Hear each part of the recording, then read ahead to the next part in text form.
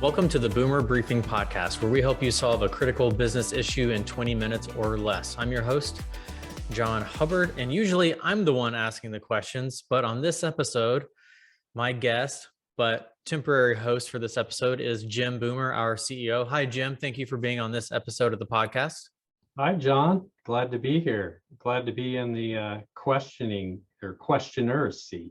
You know, I think it's a little easier to be the one asking the questions than it is to be the one answering. So our topic for today is identifying your ideal client or identifying your target client.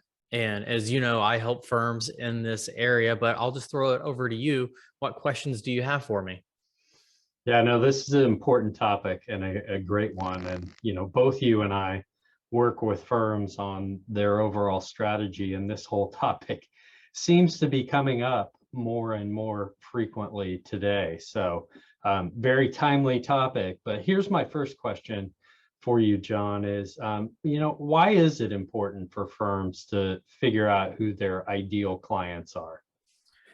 Yeah, and there's lots of reasons for that, many of which I know you've seen as you've worked with firms in this area. But one reason is if you don't define your ideal or target client, whether you're creating a growth strategy, whether you're developing, a strategic plan, whether you're developing a process or a framework, if you don't define your target client, you end up just being too broad in your approach, right? So something we say when we work with firms on client experience, for example, is if you focus on trying to create an amazing custom tailored client experience for every one of your clients, you're going to end up creating it for no one. But if you choose a target client, a target audience, and say, okay, how can we create something special for them? What you end up doing is you not only create the benefits you're looking to do for that target client, but there's a positive trickle down effect that happens to the rest of the non-target, non-ideal client. So really, just the better you're able to clarify your ideal client, again, whether it's from a firm perspective or a service line perspective, it just gives you focus and clarity to create the right strategies for that audience. Yeah, I'd agree 100%. I think the more you can zero in on who you're trying to please and who you're trying to create that amazing experience for, the better off you are. So I think the next logical question is, what solutions do you have or recommend for firms to help them identify their targeted ideal clients? Yeah, that's a great question. So I would say traditionally or historically, when firms think about identifying target or ideal clients, we end up taking a really quantitative approach, right? Let's pull out the spreadsheet, let's row and column this, and let's segment our clients. And there's actually value in doing some of that in the right context. But what we have found is if we can drive that conversation to start from a more qualitative perspective, we see that there's more traction quicker in the process to get people to really start to think about and articulate their target or ideal clients. So I have my one of my most recent articles pulled up over here as I look to this side of the screen, but even questions like, who are the types of clients you want more of, right? One question I like to ask firms as I'm working with them is, if I could hand you 10 more clients today that, now don't get me wrong, it would be a little overwhelming to get 10 brand new clients, but if you had to describe them that, that would make you real excited that, oh my gosh, those are 10 just perfect clients and we can figure out how to serve them. How would you describe those 10 clients, right? And oftentimes we get answers like, well, they would be in this niche, or they would use these services, or they would have these pain points, those types of things. And so people really start to be able to describe, okay, those are the types of clients I want more of. But then we also have them articulate and kind of think through okay, with those clients in mind or those types of clients in mind, what are the best characteristics that those clients bring or that those clients have? Okay. Maybe it's the willingness to pay, the willingness to take advice and to actually implement it. Maybe they have certain roles within their organization that makes it easier to work with a firm such as yourself because they see the value more quickly out of that. But then we also ask, hey, what are some of the more challenging characteristics? Because every firm says they want bigger and better clients. And while that can be true, we also have to acknowledge that there's some challenging characteristics that come along with those types of clients. They require us to work across departments internally. They require us to get better every year. They require us to give them proactive advice and not just reactive advice, which means you actually have to spend time thinking about them before you speak with them, on a call or in a meeting. And really get your arms around kind of the third big thing around target clients and kind of thinking through that is what do they value? Okay, which sounds like an easy question, but Jim, you've seen this question be answered before that oftentimes what clients value is different than maybe what you think you're providing to them, right? So you're providing a tax return, a quarterly session, things like that. But when we ask clients, right, what do you value? They say things like, you pick up the phone when I answer. You proactively reach out to me and give me advice. You ask about my personal life or my friends and family, or about who I am as an individual, not just as a client. All sorts of things. But then we start to get a little bit of quantification, so to speak, into the equation too, which is how much revenue will this client produce for the firm? And Jim, I know you've done these exercises before. You sit in front of a room with, let's say, 20 partners, and you say, everyone write down how much revenue would an ideal client provide to your firm, and you get everything from $1,000 a year to $100,000 a year or more, right? So you have to be able to describe and kind of get your arms around how much revenue are we speaking about, and then what are three common services that this client would typically have with you, and what are three common services they would grow into. So really it's those types of conversations and those types of questions that we facilitate a conversation around, and you end up with a really great kind of short profile of here's our target client. Well, and I think, all of that brings the point of balance up too, because I agree with you 100%, especially with accounting firms. The first place they want to go is dollars. And as any business owner, the dollars are the lifeline for any business. So it's important, but you got to balance that with the other factors that you mentioned and get that holistic profile of the client. So great advice. So which leads me to my next question is, if our listeners implemented your recommendations for really defining that ideal client, what kind of results should they anticipate?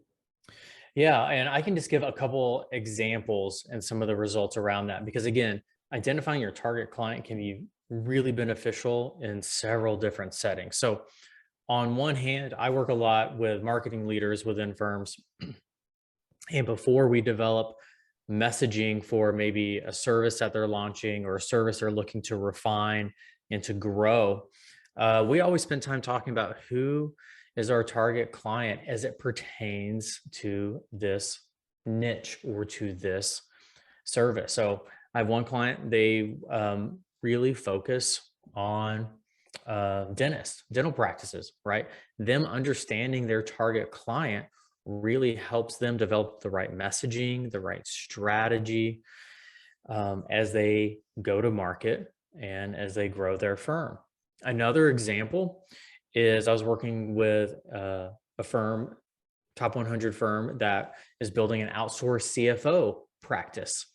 And we needed to build packages and pricing for that service line. Well, before we just start building packaging and pricing for any sort of client out there, we spent time talking about the target or ideal client that they want to focus on. And then we built packaging and pricing according to that target client. There are firms that we're doing strategic planning with, and we get into discussion when it comes time to create strategies or initiatives, and we realize they're all over the board. And so we kind of pause part of the planning process and says, what type of client are we really focusing on here? So we can build the right strategy for that type of client. And so there's all sorts of areas, but really when we take them through some of those questions I outlined for you, there's typically a breath of fresh air at the end of it saying, wow, I have more clarity around our target client than I've had in the past, because most firms have tried to do it before, but they're taking an approach of the Excel document, the rows and columns, and you just end up getting stuck in analysis paralysis, and it's hard to know what to do with that information, versus the approach we just talked through helps you get some teeth on it and be able to actually take action. Mm-hmm. Yeah, and the other thing, I think we're in a time of it's a challenging time, but with all challenges is a lot of opportunity, and so we have a time of opportunity here where, with the shortage of good talent, and for a lot of firms, more work than they're able to do. This is driving this. As I said at the top, we're hearing it more and more. And I think that's a big part of it. It's not so much that firms haven't ever wanted to do this or had an interest. It's that their hand hasn't really been forced, and now it kind of is. And so we're seeing some real momentum here on some things that they probably wish they would have done many years ago to get the clarity around this. Well, that's a really good point, Jim. And that kind of, with capacity shortages, a lot of firms are talking about client filtering or letting clients go. And so another benefit we've seen in firms is, if you think about targeting or identifying your target client, that is who you want to move toward or get more of. Client filtering is who you want to move away from or to let go. And we have found through working with firms that it's easier for them to have the conversation about who to let go of client wise if they first have defined who they're going toward. We see firms get stuck in letting certain clients go when they don't have a vision for who they want to go after and to attract. So to your point, there's a direct tie to this and how firms can manage capacity constraints right now. Yep, agree 100%. So, well, how is this topic relevant to businesses outside of the accounting profession? Yeah, so there's a lot of ways to answer this question, but the one way I'll just focus on for this conversation is sometimes firms are hesitant to identify their target client because they don't want to over focus on that client. They say, well, we take a look at our client base and we have clients all over the place, all types of clients. And I'm afraid that if we target clients, then we will kind of push those other clients to the side, or we'll start ignoring those clients. And while I understand the initial thought process around that, one thing that we know is true is that your target clients are being pursued by other organizations outside the client or outside the accounting profession as well, or being pursued by other firms. So oftentimes, whoever you define as your target client will honestly be a target client for maybe another financial services organization or someone outside of your firm. And so how is this relevant to outside the profession is the more quickly you can get clear on exactly the types of clients you want to pursue and go after, the more competitive you can be in the marketplace, which is also against companies that are outside the accounting profession. Good stuff, John, as always. and this has been a great discussion, but we never like to leave without, giving our listeners some next steps. So for everyone out there, what is the next step someone should take in this area of identifying their ideal targeted client? Yes, I would say just to get started, that first question I asked of if I could hand you 10 more clients, today, and you would get excited about them, how would you describe them? What attributes would they have? Would they be in a certain niche? What would their needs be? Maybe even what services they would use. Just start with that question. If I could hand you 10 more clients, how would you do that you would get excited about? How would you describe them? So if you're listening to this podcast, I would say first think through that for yourself and jot some things down. What comes to mind for you? But I would also suggest you ask that question to others in your firm to see what they say, because I think that question, answering that question, starts to get the ball rolling in your thinking, and you'll see that it's not as hard as maybe it has been in the past. Right. That's a great next step. All right. Well, it's been fun being the host here, and I think now I'm gonna take my host hat off and hand it back to you, so you can close us out. Let listeners know where they can find you on social media, and take it home. So I'll hand it off to you, Jon. All right, Jim, thank you. Yes, so I am on Twitter. You just type in Jon Hubbard. I will come up, Jon Hubbard, Hubbard. I'm also on LinkedIn. I got some content on LinkedIn that's getting posted regularly. And so you can check that out, or just send me a message on LinkedIn. And I'm happy to chat, help you figure out who your ideal client is. And be sure to check out the Boomer Consulting pages as well. We're on Twitter, LinkedIn, Instagram now as well. And if you enjoyed this conversation between Jim and I, we release new episodes every Tuesday morning. And each week we kind of change the focus. This week was on growth. Next week it might be on process or technology or leadership or talent, but we're always mixing it up. But you can trust that it's always relevant to your firm and helps you solve critical business issues. All right, Jim, thanks so much. Thanks, Jon.